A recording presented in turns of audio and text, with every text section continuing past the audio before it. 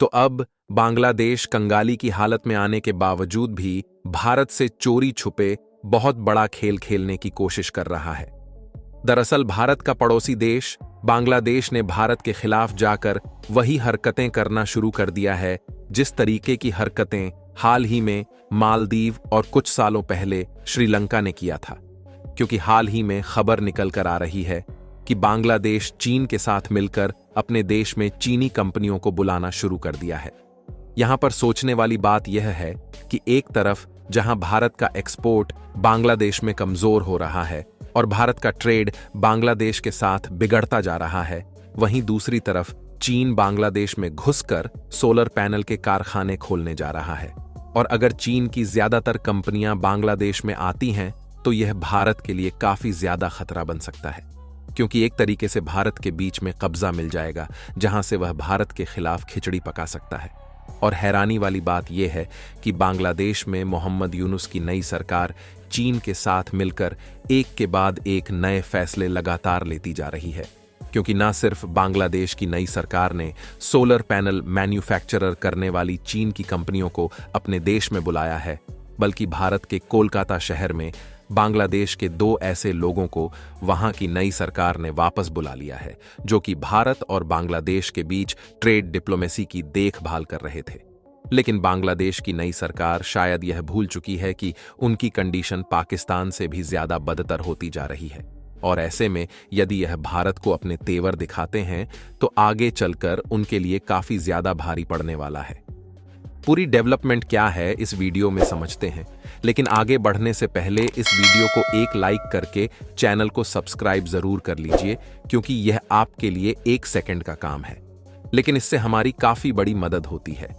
असल में देखा जाए तो बांग्लादेश में जब से तख्तापलट हुआ है तब से भारत और बांग्लादेश के बीच होने वाले व्यापार में नई नई रुकावटें सामने आ रही हैं, जिसके कारण भारत का तो थोड़ा बहुत नुकसान हो ही रहा है, लेकिन उससे कहीं गुना ज्यादा बांग्लादेश का नुकसान हो रहा है, क्योंकि बांग्लादेश की नई सरकार ऐसे ऐसे कदम उठा रही है जिससे वहां दिन पर दिन नई मुसीबतें खड़ी होती जा रही हैं,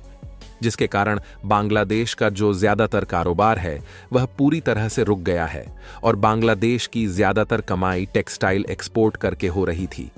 लेकिन बांग्लादेश में जिस तरीके से कर्फ्यू लगा है और वहां पर विरोध प्रदर्शन हो रहा है, उससे वहां की लगभग सभी फैक्ट्री और कारखाने बंद पड़े हैं, और जो थोड़ा बहुत प्रोडक्शन हो भी रहा है वह खुद ही उनके देश में कंज्यूम हो जा रहा है, जिससे बांग्लादेश की कमाई लगभग ना के बराबर हो रही है। और उसके विदेशी मुद्रा भंडार में जो लगभग 20 अरब डॉलर बचा हुआ था वह भी तेजी के साथ कम होता जा रहा है, क्योंकि बांग्लादेश की कंडीशन काफी ज्यादा बेकार हो रही है, जिससे महंगाई आसमान छू रही है और खाने के लाले पड़ गए हैं। यहां तक कि उनकी इकोनॉमी सड़क पर आ चुकी है और इस समय बांग्लादेश पर लगभग 2 अरब बिलियन डॉलर का बकाया हो चुका है, जिसमें भारत की भी कई कंपनियां शामिल हैं, क्योंकि बांग्लादेश ने पिछले कुछ महीनों से भारत के कई एयरपोर्ट और पावर जनरेशन प्लांट को पेमेंट नहीं किया है, जहां से डायरेक्टली सुविधाओं का लाभ भारत के द्वारा बांग्लादेश को दिया जाता है। यानी कि देखा जाए तो बांग्लादेश के हालात पाकिस्तान से भी ज्यादा बदतर होने की कंडीशन पर पहुंच रही है। लेकिन नतीजतन बांग्लादेश की नई सरकार भारत के विरोध में इतना ज्यादा गिर चुकी है कि उन्हें अपने देश का भला भी नहीं दिख रहा है। इसलिए भारत की कई कंपनियां और फैक्ट्रीज बांग्लादेश में बंद पड़ी हैं। वहीं दूसरी तरफ इनके द्वारा चीन को न्योता दिया जा चुका है कि चीन की सोलर पैनल बनाने वाली कंपनियां कुछ फैक्ट्रीज को बांग्लादेश में सेटअप करें और यहां पर सोलर पैनल मैन्युफैक्चरर करें, जबकि ऑलरेडी देखा जाए तो भारत की कंपनियां पिछले साल से ही 35 गीगावाट की सोलर प्रोजेक्ट को बांग्लादेश में सेटअप कर रहे हैं। और इतना ही नहीं, बल्कि इसके अलावा पिछले साल जून के महीने में भारत की अमारा राजा ने बांग्लादेश में 100 मेगावाट के सोलर प्रोजेक्ट को सेटअप करने की शुरुआत की थी, ताकि बांग्लादेश की जो बिजली जरूरतें हैं वह पूरा हो सके, जिसके लिए भारत की सोलर प्रोजेक्ट सेटअप करने वाली यह कंपनी बांग्लादेश में 130 मिलियन डॉलर इन्वेस्ट कर रही है और ऑलरेडी इस पर काम चल रहा है। आपको बता दें कि भारत की सोलर प्लांट सेटअप करने वाली इस कंपनी ने बांग्लादेश की एक रूरल पावर कंपनी के साथ कॉन्ट्रैक्ट फाइनलाइज किया था, और इस प्रोजेक्ट के डेवलपमेंट पर हमारा राजा भारत की सोलर मॉड्यूल बनाने वाली प्रीमियम सोलर पावर टेक के साथ मिलकर काम कर रही है। और कमाल की बात यह है कि भारत के द्वारा बांग्लादेश में जो solar power generation plant setup किया जा रहा है, उसके लिए भारत की एक्सपोर्ट इंपोर्ट बैंक की तरफ से $130 मिलियन का फंड भी पिछले साल ही एलोकेट कर दिया गया है,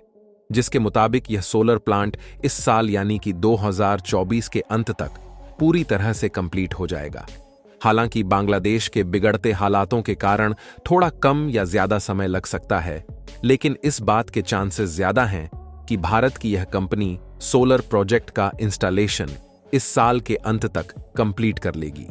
क्योंकि यह भारत की कोई छोटी मोटी कंपनी नहीं है, बल्कि ऑलरेडी इंटरनेशनली दूसरे देशों के प्रोजेक्ट पर काम कर रही है। और इन्हीं सब कंपनियों के बदौलत आज के समय भारत दुनिया का तीसरा सबसे बड़ा सोलर मैन्युफैक्चरर मार्केट बन चुका है। यानी कि पड़ोसी देश होने के नाते बांग्लादेश में भारत के द्वारा पहले से सोलर प्रोजेक्ट सेटअप किया जा रहा है, जिसके लिए बांग्लादेश का कम से कम खर्च बैठने वाला है। लेकिन इसके बावजूद भी बांग्लादेश की नई सरकार भारत के बजाय चीन की कंपनियों को अपने देश में सोलर पैनल मैन्युफैक्चरिंग के कारखाने सेटअप करने के लिए बुला चुकी है, जिससे आने वाले समय में अब बांग्लादेश में चीन की कंपनियां घुसने वाली हैं और वह कंपनियां बांग्लादेश की लोकेशन का भरपूर फायदा उठाने वाली है। क्योंकि देखा जाए तो बांग्लादेश की नई सरकार को लग रहा है कि वह भारत के खिलाफ जाकर चीन से ज्यादा फायदा उठा लेंगे। लेकिन यहां पर चीन बांग्लादेश को लूटने की किस तरीके से स्ट्रेटजी इस्तेमाल करने वाला है, इसके बारे में शायद ही बांग्लादेश की नई सरकार ने कभी सोचा होगा। ऐसा इसलिए क्योंकि चीन दुनिया का सबसे बड़ा सोलर पैनल और इक्विपमेंट मैन्युफैक्चरिंग करने वाला देश है। लेकिन पिछले 2-4 सालों से जब भारत जैसे देशों ने सोलर मार्केट में अपना वर्चस्व बढ़ाना शुरू किया, तो अमेरिका और कई यूरोपीय देशों के साथ साथ मिडिल ईस्ट देशों से चीन की सोलर मैन्युफैक्चरिंग कंपनियों को अपना बोरिया बिस्तर बांधकर वापस लौटना पड़ा, क्योंकि चीनी कंपनी के द्वारा बनाए गए सोलर पैनल थोड़े सस्ते जरूर है, लेकिन उनकी क्वालिटी इतनी ज्यादा घटिया है कि दुनिया भर के डेवलप्ड देश चीनी कंपनियों से परेशान हो चुके हैं। इसलिए जब वहां से चीनी कंपनियों को भगाया गया, तो वहां के मार्केट में भारत और जापान जैसे देशों की कंपनियों को घुसने का मौका मिला। और इंडियन सोलर पैनल्स की क्वालिटी इतनी अच्छी है कि अब ज्यादातर कंट्रीज में इंडिया में बनाए गए सोलर पैनल की डिमांड तेजी के साथ बढ़ रही है, जिसके कारण चाइनीज मैन्युफैक्चरर की सोलर इंडस्ट्री घटती जा रही है। इसलिए अब चीन की कंपनियां बांग्लादेश में अपनी प्रोडक्शन यूनिट सेटअप करेंगी और यहां पर